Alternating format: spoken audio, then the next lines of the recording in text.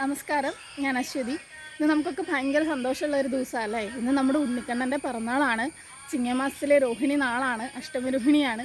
അപ്പോൾ നമുക്കൊക്കെ ഭയങ്കര സന്തോഷമുള്ള ഒരു ദിവസമാണ്. ഇന്ന് നമ്മുടെ കഥാമൃതം എന്ന് പറഞ്ഞിട്ടൊരു യൂട്യൂബ് ചാനൽ ലോഞ്ച് ചെയ്യാനാണ് ഉദ്ദേശിക്കുന്നത്. അപ്പോൾ ഞാൻ കുറച്ച് നാളായിട്ടുള്ള ഞങ്ങളുടെ ഒരു പ്ലാനിങ്ങും കാര്യങ്ങളൊക്കെയാണ്.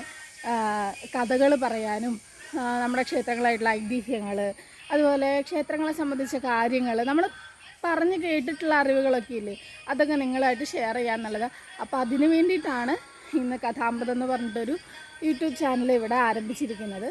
അപ്പോൾ അതിലേക്ക് നിങ്ങൾക്ക് അറിയണ കഥകളൊക്കെ ആയിരിക്കും, എങ്കിലും അതിലെന്തെങ്കിലുമൊക്കെ തെറ്റുണ്ടെങ്കിൽ അത് ക്ഷമിക്കുക, അത് തിരുത്താനുള്ള അവസരം ഉണ്ടാക്കി തരിക.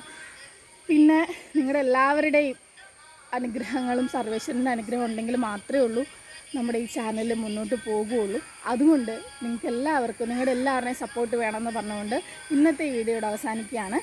ഒരു ചെറിയ കഥ പറഞ്ഞിട്ട് നമുക്ക് അവസാനിക്കാം അല്ലേ. അപ്പോൾ ഇന്ന് നമുക്കൊരു ഉണ്ണിക്കണ്ണൻ്റെ കഥ തന്നെ പറഞ്ഞു തുടങ്ങാം. ഉണ്ണിക്കണ്ണൻ വൃന്ദാവനത്തിലെ എല്ലാ ജനങ്ങൾക്കും അതീവ പ്രിയനാണ്. എല്ലാവർക്കും അദ്ദേഹത്തെ ഭയങ്കര ഇഷ്ടമാണ്. പ്രത്യേകിച്ച് സ്ത്രീജനങ്ങൾക്കാണെങ്കിൽ അദ്ദേഹത്തിൻ്റെ കാര്യങ്ങൾ ചെയ്തു കൊടുക്കാനും അദ്ദേഹത്തെ ആരാധിക്കാനും ഭജിക്കാനും മാത്രമേ സമയമുള്ളൂ. അവരവരുടെ ജോലികൾ പോലും ഉപേക്ഷിച്ച് ഭഗവാനെ പൂജിക്കാനുള്ള തിരക്കിലാണ്. അപ്പോൾ അവിടെ പണ്ടൊരു ഗോപസ്ത്രീ ജീവിച്ചിരുന്നു.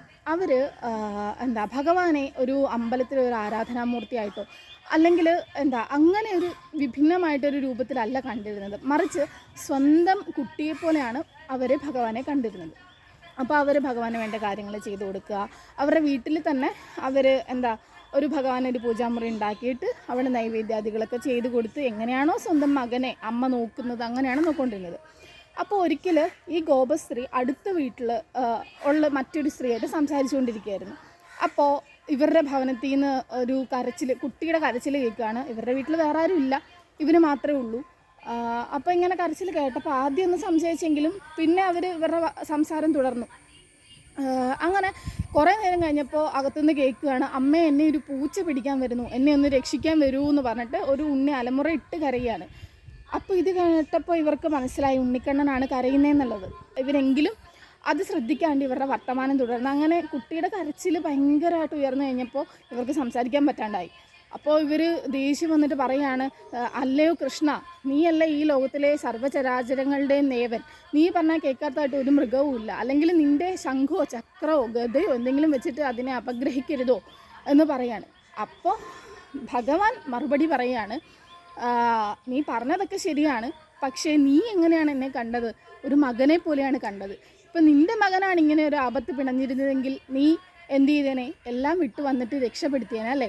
അപ്പം അതുപോലെ നീ എങ്ങനെയാണോ എന്നെ കണ്ടത്, അതുകൊണ്ട് നീ രക്ഷിക്കാൻ വേണ്ടി നിൻ്റെ മകനായിട്ട് മകനെ പോലെ കാത്തിരിക്കുകയായിരുന്നു ഞാൻ എന്ന് ഭഗവാൻ പറഞ്ഞു.